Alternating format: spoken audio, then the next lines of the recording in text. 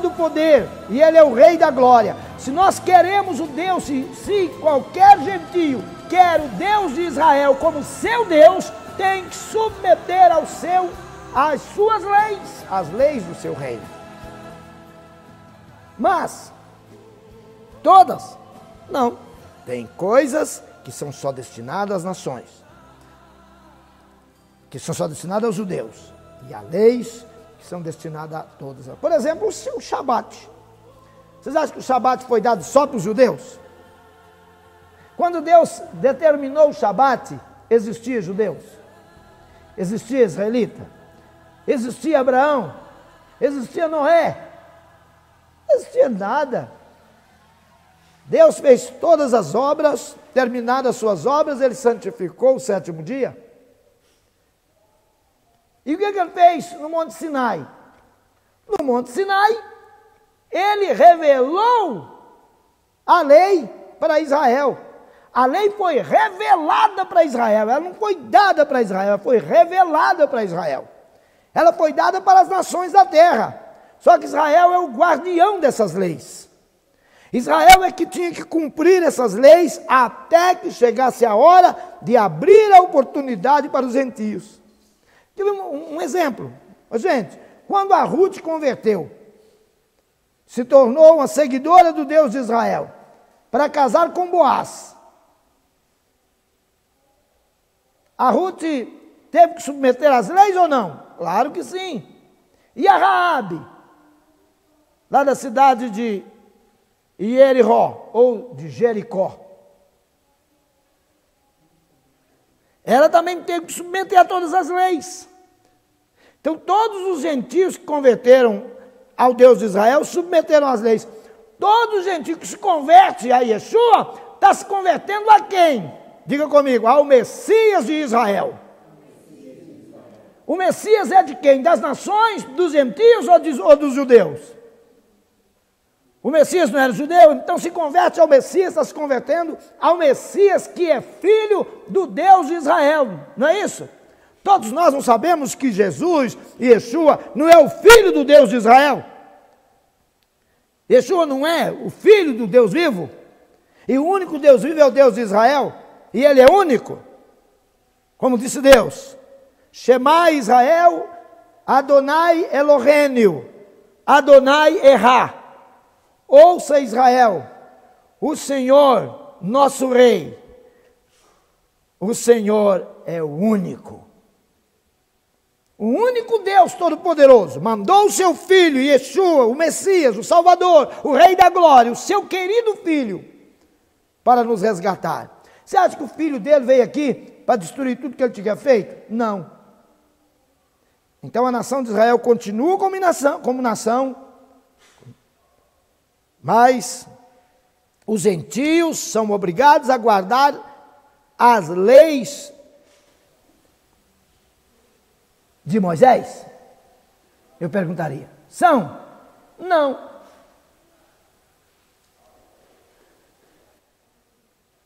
Os gentios não são obrigados a guardar as leis de Moisés, não. Eles não são obrigados. As leis de Moisés, eles não são obrigados, não. O gentio convertido é obrigado a guardar as leis de Moisés? Não. Ah, então não tem que guardar o Shabat, não é? Mas o Shabat é lei de Moisés? Por acaso foi Moisés que escreveu na pedra aquela lei?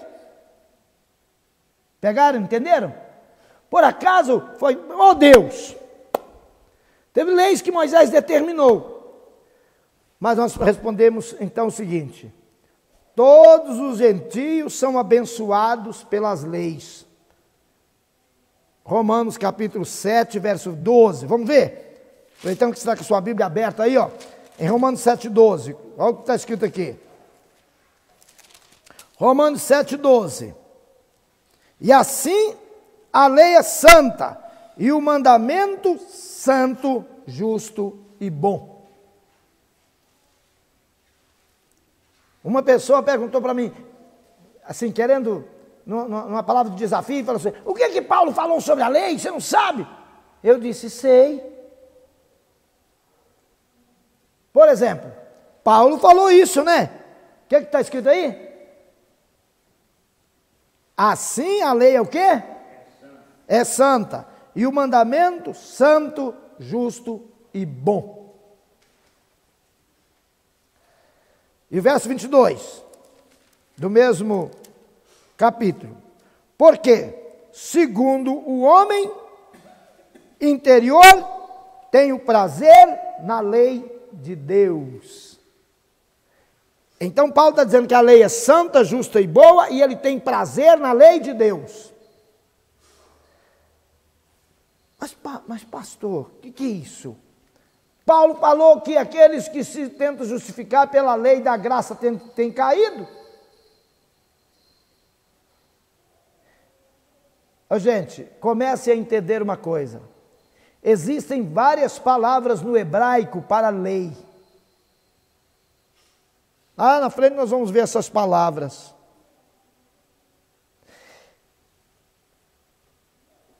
E existe uma palavra específica, e essa aqui, quando fala da lei, que são os mandamentos do Senhor. Existe uma palavra especial para cada coisa. Existem certas palavras que falam lei no sentido de dogma. Só que quando pegaram e traduziram a Bíblia do hebraico para o grego, usaram só uma palavra grega, nomos. Nomos, fala comigo, nomos. Nomos significa lei. Mas usaram só essa palavra no grego, nomos. Aí toda vez que nós vemos aqui a nossa Bíblia em português, toda vez que passa essa lei é nomos, aí igualou tudo. Paulo fala, quando ele fala assim, aquele que tenta justificar pela lei, ele quebrou a lei, tirou a maldição. Vai, tá vendo, a lei é maldita, não está falando de dogmas. Porque a igreja católica, apostólica, romana e a igreja evangélica também não criaram dogmas, não tem os dogmas. Os judeus também criaram dogmas. Quer ver, eu vou citar para vocês um dogma que Jesus falou com eles. Deus disse assim, honra teu pai e tua mãe. Jesus falou assim, vocês têm quebrado a lei do Senhor Deus, do Pai, por causa das suas tradições, que as tradições depois viravam dogmas, é assim. Uma coisa que eles falaram, qualquer pessoa que der aquilo, chegar para o pai e falar assim, ó pai, o que tu podia aproveitar de mim é oferta. Quer dizer, agora não tem mais nada com você não, pai, a minha vida é com Deus. Eu sou de Deus, tenho satisfação a dar para o senhor e para a mamãe não. Jesus falou, vocês estão se invalidando a palavra de Deus pelas vossas maldições, pelas vossas tradições.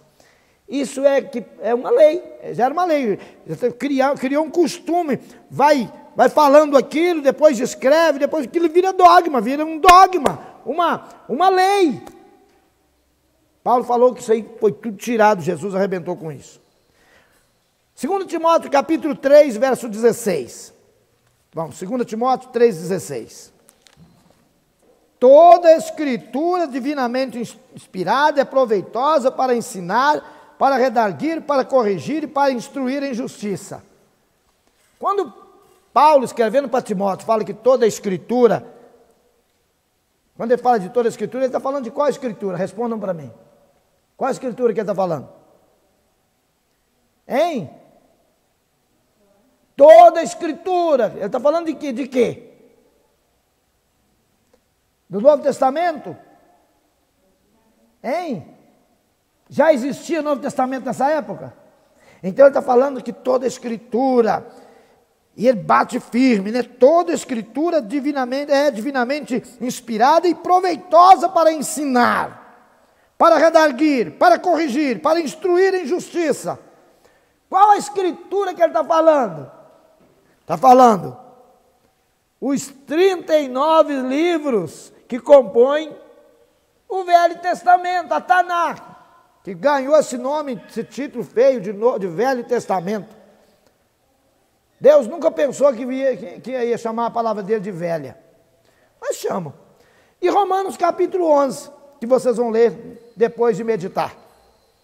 Yeshua não anulou a lei, nem anulou a Torá.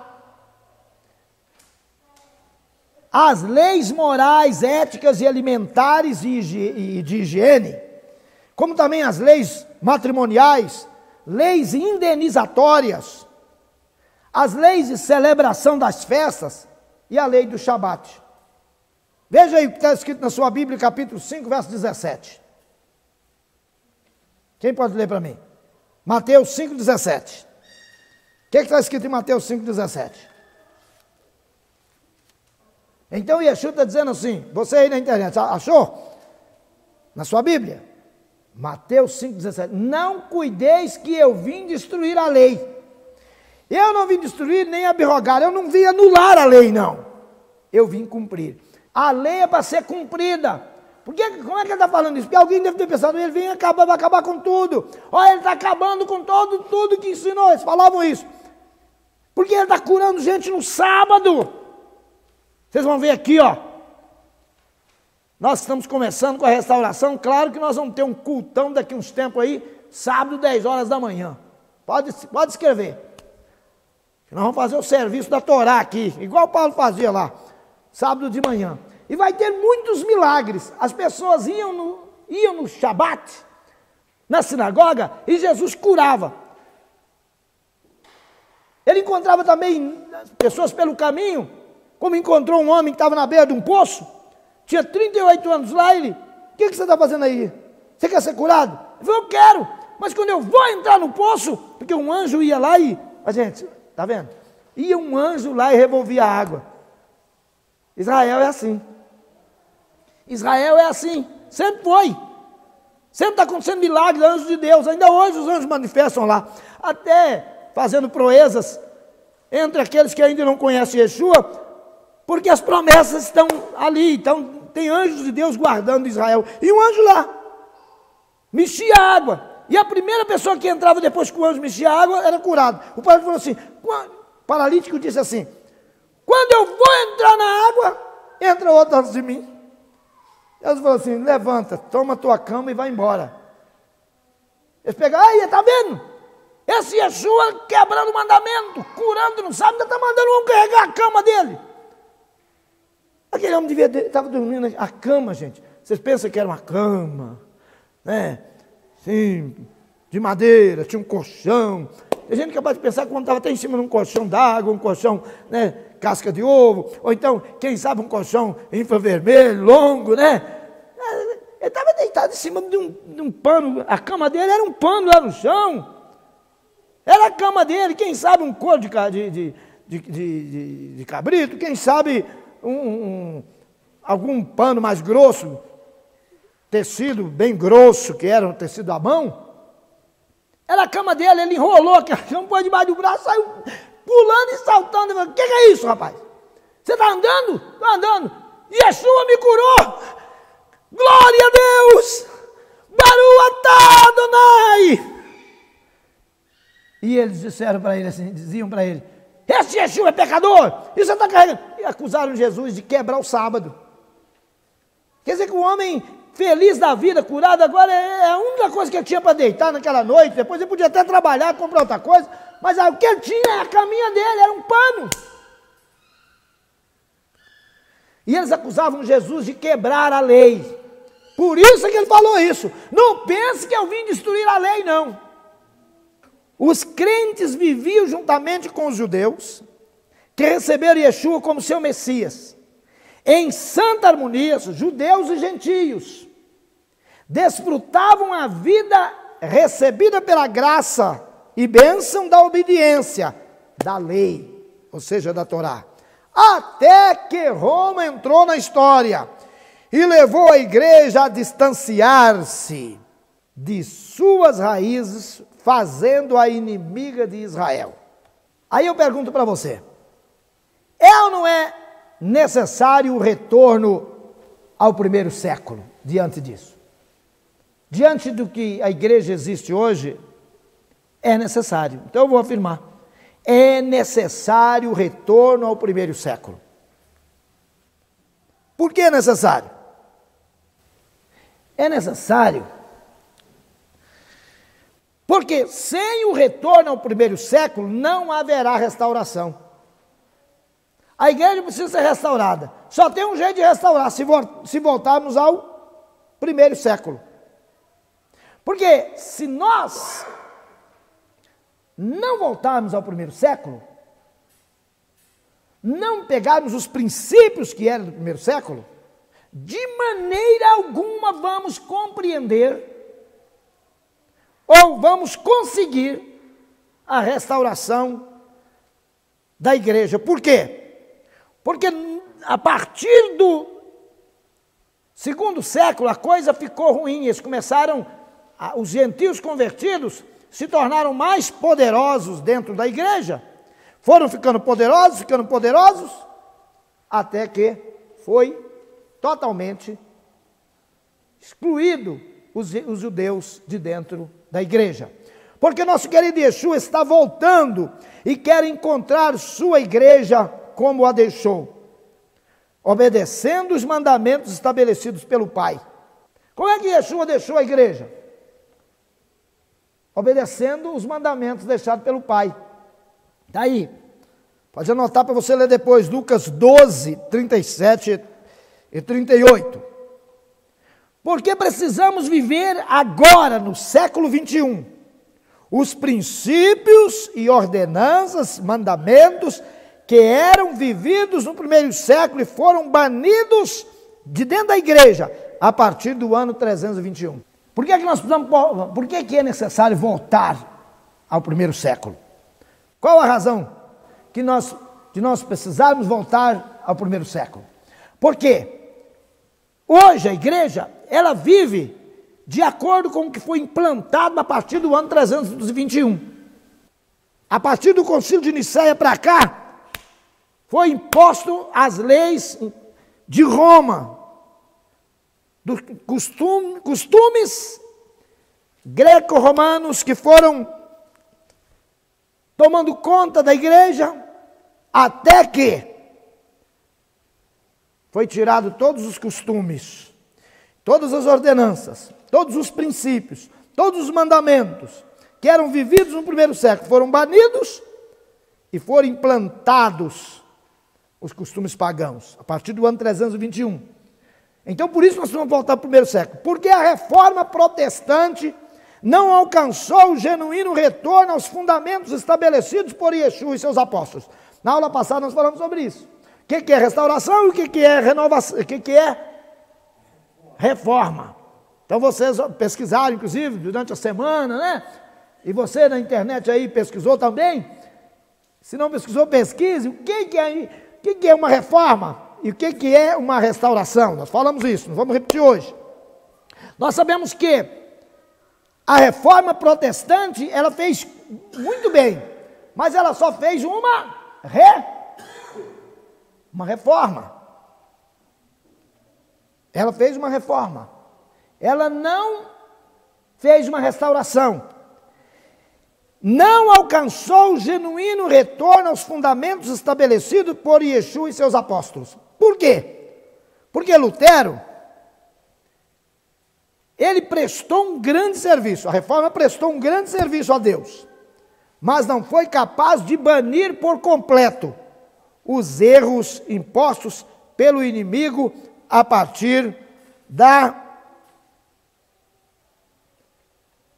daquele período que nós já falamos, que a partir do ano 321.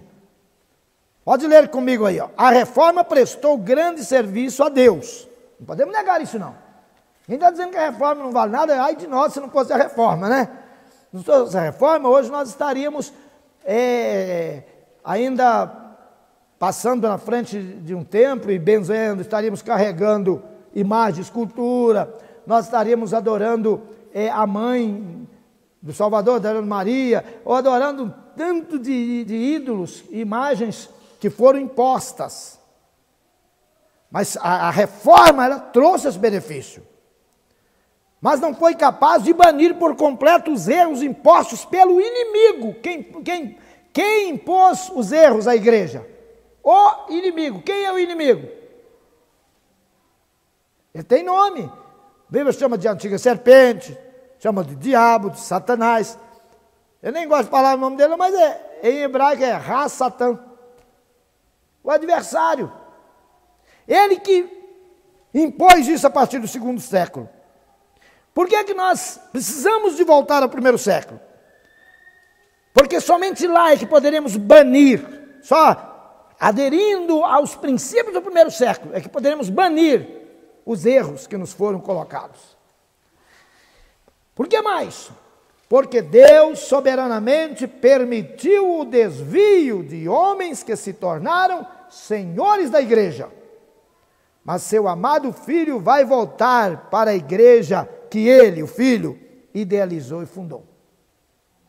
Como é que era a igreja que Jesus idealizou e fundou? Isso aqui é muito importante, né? Eu quero até que seja colocado na tela especificamente esse slide aqui, para as pessoas da internet ver comigo. E principalmente esse. Porque Deus, precisamos de voltar ao primeiro século, porque Deus soberanamente permitiu o desvio de homens que se tornaram senhores da igreja. Mas seu amado Filho vai voltar, é para a igreja que ele idealizou e formou.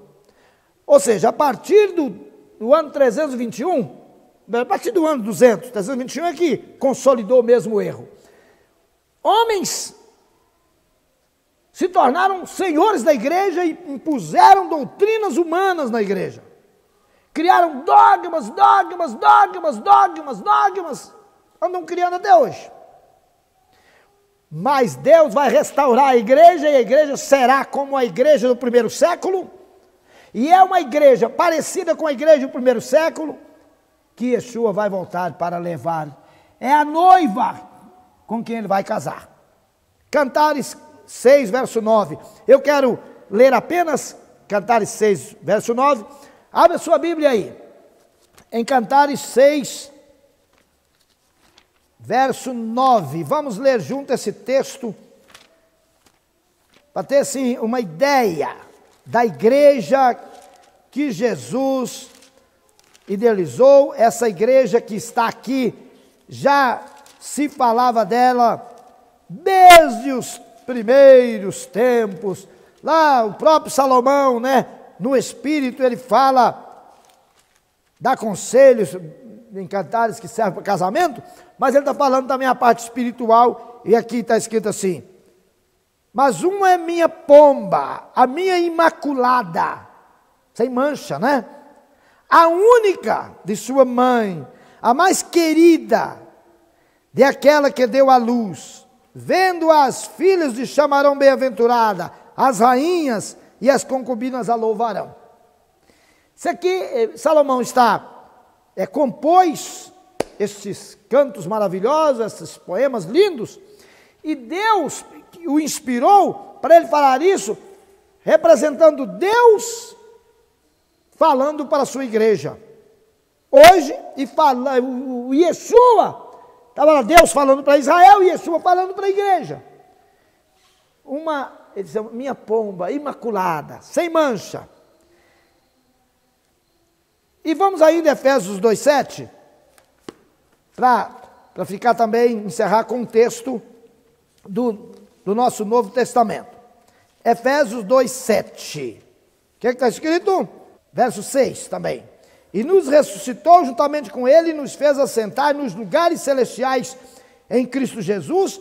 Verso 7. Para mostrar nos séculos vindouros as abundantes riquezas da sua graça, pela sua benignidade para conosco em Cristo Jesus, porque pela graça sois salvos por meio da fé, e isso não vem de vós, é dom de Deus.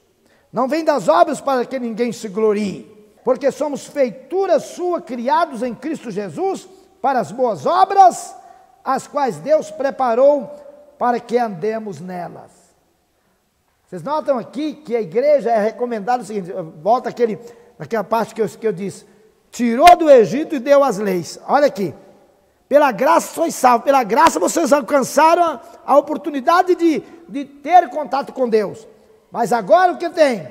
Somos feituras então dele, criados em Jesus Cristo, em Cristo Jesus. Para quê? Para as boas obras. Opa! Então tem leis, as quais Deus preparou para que andemos nelas. Já estavam preparadas. Como? escritas lá pelos profetas.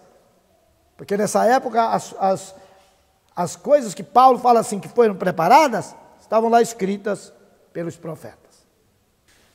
Que Deus te abençoe, o Senhor te abençoe e te guarda, faça resplandecer o seu rosto sobre ti e tenha misericórdia de ti. Vamos restaurar as brechas que o tempo abriu em nós. Vamos restaurar o templo na unção da nossa voz.